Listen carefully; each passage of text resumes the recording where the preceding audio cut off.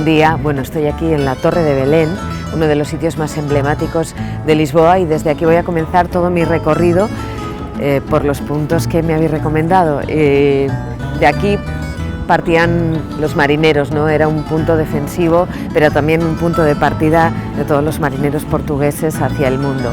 Entonces, yo también voy a partir de aquí. Vamos. Lisboa, ahora que te conozco entiendo nuestras semejanzas.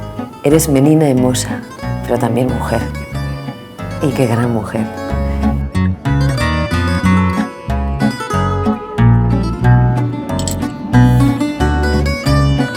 Bueno, pues este es otro punto súper interesante de Lisboa.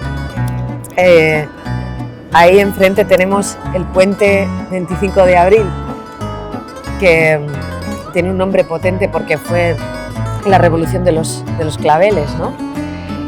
Me acuerdo que Pedro Alonso cantó como Berlín en el Grándola Vila Morena, y creo que esta historia, la historia de esta ciudad es muy potente.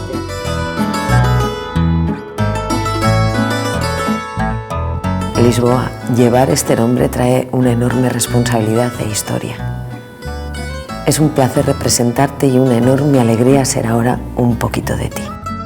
Tienes tanta fuerza en tu delicadeza y belleza y una enorme sensibilidad, aun cargando una historia de tantos altibajos marcados también por tus colinas. En Roma, ¿cuántas colinas hay también? Siete también, ¿no? La verdad, la historia hay una... Es como, los romanos fundaron Lisboa. Igual porque tenía 7 colinas también, no sé. Les parecería como casa. Wow.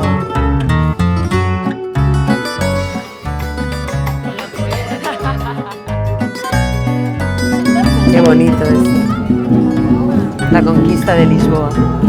Aquí me quedo a vivir. Qué bonito. Qué pasada.